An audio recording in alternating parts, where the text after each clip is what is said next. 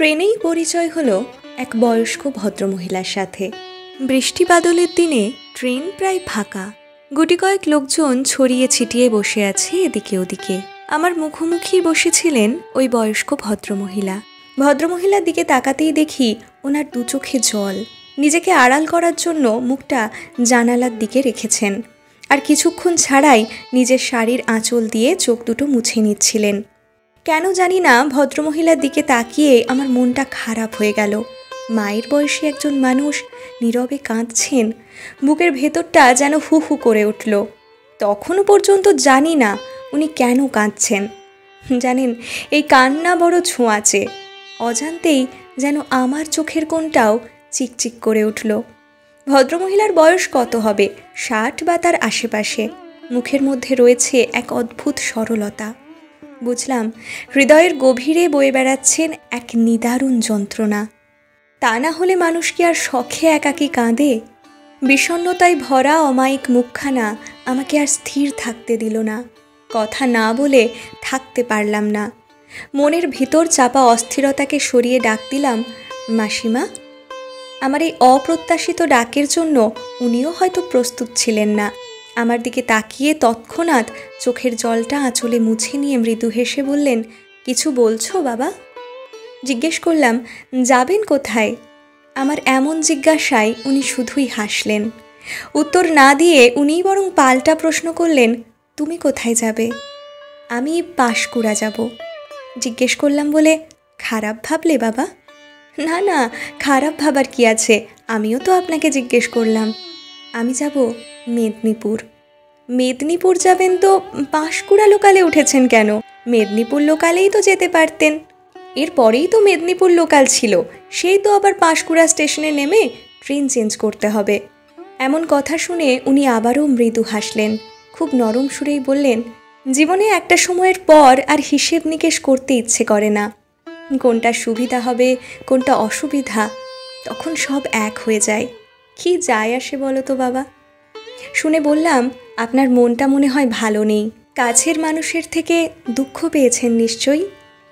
এমন কথা শুনে ভদ্রমহিলা আর নিজেকে ধরে রাখতে পারলেন না। আবেগের বাঁধ ভেঙে আঁচল দিয়ে চোখ দুটো ঢেকে নিলেন। মিনিট খানেক পর চোখ মুছে নিয়ে বললেন, তুমিও ঠিক আমার ছেলের মতোই। আমার ছেলেও বুঝতে পেরে যায় আমার মন খারাপ থাকলে। জানো বাবা, এই পৃথিবীতে দুঃখ বোঝার মতো আপনজন খুব কম। মনের কথাগুলো শোনার মতোও কেউ থাকে না। নিজেকে এখন অচল পয়সার মতো মনে হয়।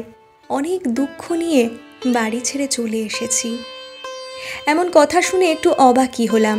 জিজ্ঞেস করলাম, বাড়ি ছেড়ে চলে এসেছেন মানে? কেন মাসিমা? কিছু যদি মনে না করেন আমাকে বলতে পারেন নিজের ছেলের মতো ভেবে। খুব কাছের মানুষটাই যখন আমাকে আঘাত দিয়ে ফেলে তখন বুকটা ফেটে যায়। আমার নাকি নজর খারাপ, আমার দৃষ্টিতে নাকি সব ক্ষতি হয়ে যায়। এই বুকে অনেক ব্যথা জমে আছে। মাত্র 2 বছর হলো ছেলের বিয়ে দিয়েছিলাম। ভেবেছিলাম বৌমাকে নিয়ে আনন্দ করে জীবনের শেষ দিকটা বাঁচব। না, হলো না। আমার কপালের দোষ। বৌমা কি আমার পর? আমি আপন করতে চাইলেও আমাকে আপন করলো না। বৌমার কাছে সব থেকে অপছন্দের মানুষটা হলাম আমি। শাশুড়ি মানেই কি খারাপ? জিজ্ঞেস করলাম, বৌমার এমন আচরণের কারণ কি? দেখাশোনা করেই তো বিয়ে দিয়েছিলেন ছেলের। না বাবা, আমার ছেলে প্রেম করেই বিয়ে করেছে।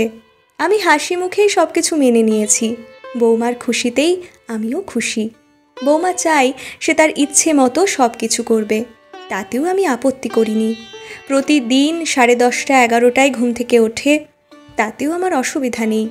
কিন্তু টুকটাক বাড়ির একটু আধটু কাজটাও তো করতে হবে। 2 বছর ছেলের বিয়ে হয়েছে, আমিই রান্না বান্না সব করি। বৌমা আমাকে একদিনের জন্যেও একটুও হেল্প করেনি।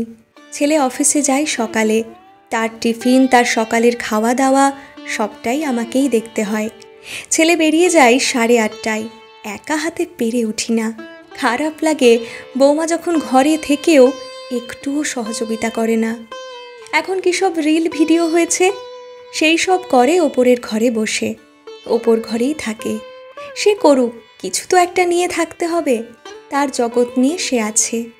কিন্তু সংসারের একজন মানুষের কিছু তো দায়িত্ব থাকবেই। আমার ছেলে বৌমাকে একদিন বলল, মাকে একটু আধটু হেল্প করতেও তো পারো। বলল, তোমার মাকে হেল্প করার জন্য আমি এ বাড়িতে আসিনি। ছেলে কিছু বললেই বৌমা ভীষণ অশান্তি করে, থানা কোর্টের ভয় দেখায়। বিশ্বাস করো বাবা, থানা কোর্টকে ভীষণ ভয় পাই আমি। বৌমাকে একটা কথা বলার মতো সাহস হয় না। মা বাবা কি সন্তানকে বকে ঝকে না? আমার সে ক্ষমতা নেই। কাছে বাপের বাড়ি বলে সপ্তাহে 2-3 দিন চলেই যায়। সে যেতেই পারে বাবা মায়ের কাছে, এতে অসুবিধা কোথায়? সেদিন শুধু বলেছিলাম, বৌমা শরীরটা ভালো নেই, আজ রাতের রান্নাটুকু করে নিও। বলল, কোন দিন শরীর ভালো থাকে আপনার? আমাকে রিল বানাতে হবে, ওখান থেকে 2 টাকা ইনকাম করি। আপনার মতো তো আর বেকার নয়, একটা টাকাও তো ইনকাম করতে পারেন না। শুনে আমি বললাম, কী সব বলছো বৌমা? রিল বানাতে গিয়ে তুমি রিয়েল লাইফকেই ভুলে যাচ্ছ। আমি আপনার টাকাই খাইও না, পড়িও না, আপনার কোনো কিছু নিয়েও বসে নেই। আপনিই বরং আমার বরের টাকায় বসে বসে খাচ্ছেন আর জ্ঞানের কথা বলে যাচ্ছেন। এদিকে রান্না করতে গেলেই আপনার শরীর খারাপ, বাহানা ভালোই দিতে পারেন। আপনার মতো মানুষ বলেই এসব কথা বলে। বিশ্বাস করো বাবা, এই কথাগুলো শুনে মনে হলো কেউ যেন সজোরে আঘাত করলো এই বুকে। এই বয়সে এসে আর কতটুকুই বা খাই? জিজ্ঞেস করলাম, বৌমা তুমি আমাকে খাওয়ার খোঁটা দিলে? বলল, ঠিক কথাই তো বলেছি, আমার বর ভালো মানুষ বলে আপনি এ যাত্রায় বেঁচে গেলেন। আপনার মতো 20 গাছ যতদিন থাকবে ততদিন সকলের অসুবিধা। আর ইচ্ছে হলো না থাকতে। ছেলেকে এত কথা জানালে ছেলে বৌমাকে জিজ্ঞেস করবেই, তাতে আরও অশান্তি বাড়বে।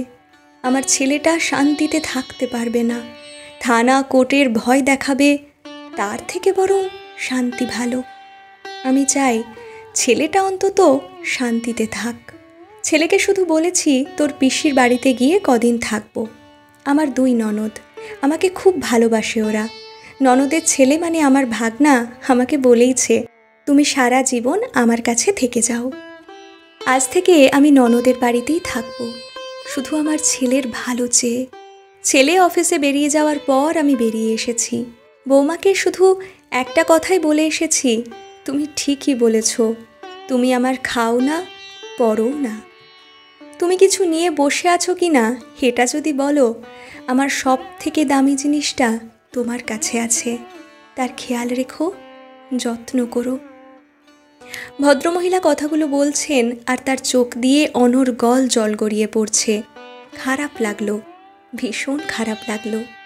সান্ত্বনা দেওয়ার মতো কিছু ভাষা আমার নেই। এই বয়সে এসে এতটা দুঃখ নিয়ে যিনি ঘর ছেড়ে এসেছেন, তাকে আমি কী বা বলতে পারি? তবে এটাও আমি বিশ্বাস করি, চোখের জলের প্রতিটা ফোঁটার হিসেব একদিন হবেই। বুঝি না এরা বিয়ে করে কেন, সংসারে এসে জড়াই কেন? ওপর থেকে সেজে গুজে ঝাঁ চকচকে রিল বানাচ্ছে আর রিয়েল লাইফে ঠিক উল্টো রূপটা দেখাচ্ছে। একটা প্রশ্ন থেকেই যায়, অমন একটা 20 গাছের ফল হিসেবে ভালো মানুষ কিভাবে আসে?